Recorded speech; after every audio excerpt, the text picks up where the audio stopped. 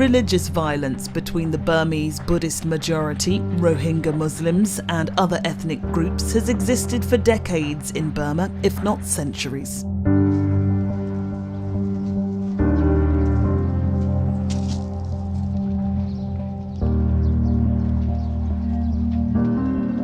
However, over the last 12 months, what's been classed by both Amnesty International and Human Rights Watch as a wave of ethnic cleansing has been sweeping across various townships in Arakan state in the country.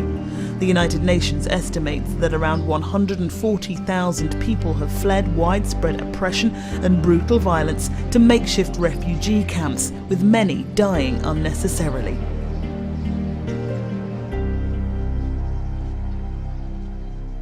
There's lots of reports of children dying of dysentery and other illnesses that are completely preventable and curable, but there isn't the support getting through to the camps.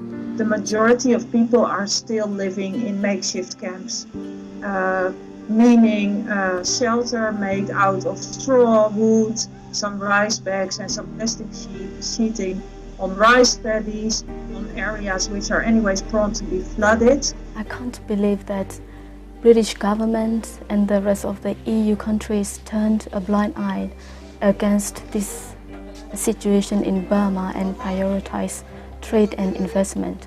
International community have to take serious action to protect Rohingya people. It's taken some time, but now Barack Obama has spoken up, and there seems to be a glimmer of hope for an end to the violence. Burma is predominantly Buddhist country. But it's not a Buddhist country. It is a country made up of many different ethnic groups, many ethnic minorities, and many different religions. And this is what goes to the root of why there has been dictatorship and human rights abuses and incidents like what's taking place in Rakhine State and Kachin, which is the vision of the central governments of Burma since independence, which has been that Burma is a Burman Buddhist country, and they try to impose and Burmanize the rest of the ethnic minorities and religions in the country. And the alternative vision of Burma is one which is a multi-religious, multi-ethnic country. There have been various uprisings throughout the decades, more recently since World War II. However, it's the major clashes in 2012 which have caused very serious concern. And the handling of the situation is in sharp contrast to the country's media-friendly face. Burma's being held up as a pillar of democracy. Political prisoners have been freed, elections have been held, powerful heads of state have visited, and sanctions have been lifted. I was walking around last Saturday in one of the camps in Puktao, and there people started to flee during the night to other camps. Because they were very afraid for the upcoming rain and upcoming storm, so people would go by boat during the night to another camp. The other camps are also in quite a poor setting, but that apparently is already paradise compared to the camp where I was. Médecins Sans Frontières has been providing aid and health care in Burma for the last 22 years, 18 of those in Rakhine State. Where before the violence, we were running primary health care, HIV, TB and malaria treatments. And then when the violence happened, we of course reacted to what we saw around us, providing mental health care, primary care, nutritional care. However, the intense media interest from world leaders, focusing in part on the poster child of Burma's new era, former political prisoner Aung San Suu Kyi, appears to be shrouding the harsh consequences of this conflict, to the frustration of many. What exactly do you want to happen? What needs to happen to help your people? Well, firstly, international community have to take action immediately to provide humanitarian aid all the areas of Arakan. Sitwe, Pokto, Miao, Maungdo, Butinao, other Rohingyas who are facing restriction of movement. They can't buy food, they can't go to hospital, and many IDPs in Sitwe. They have to provide all of the Rohingyas in Arakan state. They have to provide humanitarian aid to protect the Rohingyas.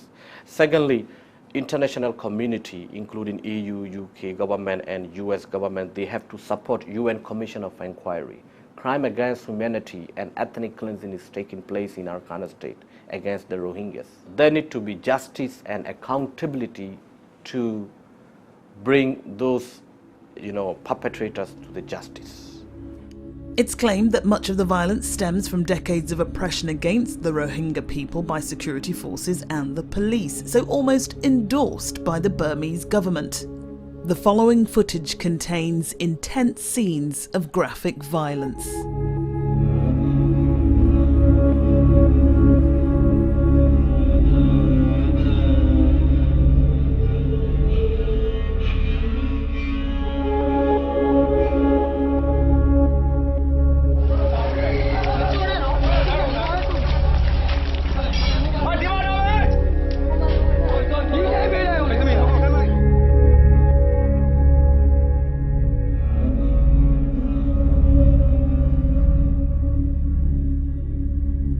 When this violence began in June, there were police and security forces that were side by side with those committing the attacks, and there was many eyewitnesses to give testimony to that.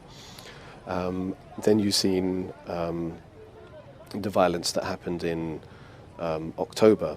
There were still clearly some police and security forces involved in that and colluding and assisting with that. The Burmese army was brought in to try and sort of tackle some of the violence that happened in June. And some Rohingya people told us that at first it did help calm the situation, but quite quickly there were also incidents of soldiers and others being involved in the human rights abuses that have been taking place. What we've seen with the pattern of violence in Burma and the fact that human rights abuses at the moment seem to be increasing in their seriousness is that the message President Thein Sein has got from the international community is that he can act with impunity. IB Times UK exclusively revealed the sinister actions of a 45-year-old Buddhist monk who, fresh from serving a 9-year jail term for inciting anti-Muslim prejudice, has crept back into his old ways. But this time he's sending his sermons of hate around the world using social media. His video has been uploaded on YouTube and followed by thousands of people. And he's also the leader of 969 campaign, which is a sort of apartheid-like campaign. In these videos, he encourages people to boycott Muslim businesses and communities. In these videos, he warned Buddhists against Muslims, accused them of raping Buddhist women, and he claims that they're taking over. They're too rich, and through their mosque, they're kind of implanting some foreign influence inside the country. Zoya Fan knows the reality of extreme violence and fear. She's Burmese born and from the Karen ethnic group. As a young girl, she and her family were forced to flee from vicious attacks on the village she called home, not once, but twice. We always wanted to go home, and even in refugee camp, it wasn't safe because the enemy came in, crossing the border into Thailand, and then came in the refugee camp and opened fire and burned down houses. So we still had to fear for our lives. So 2 years later, my family, we went back to Burma, but in another part, not in the same village.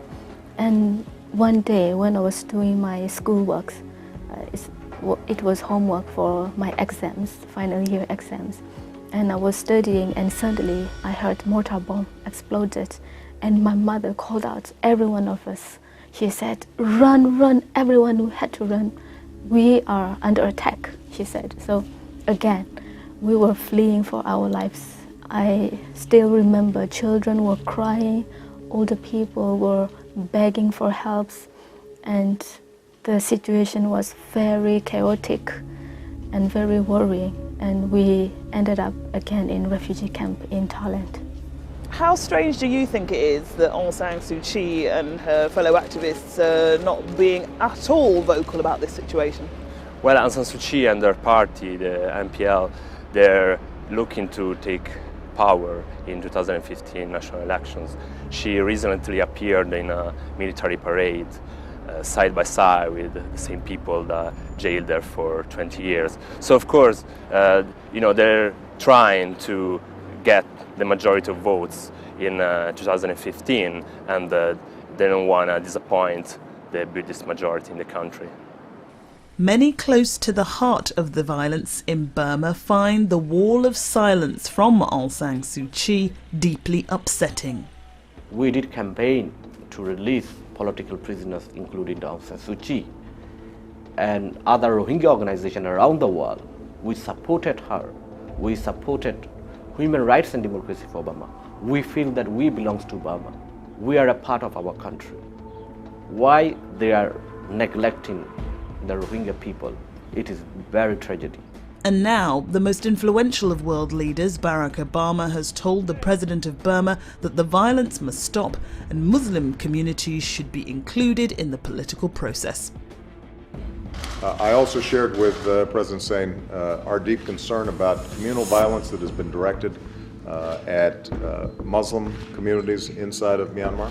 The displacement of people, the violence directed towards them needs to stop, and we are prepared to work in any ways that we can with both the government of Myanmar and the international community to ensure that people are getting the help that they need, but more importantly, that their rights and their dignity is recognized over the long term.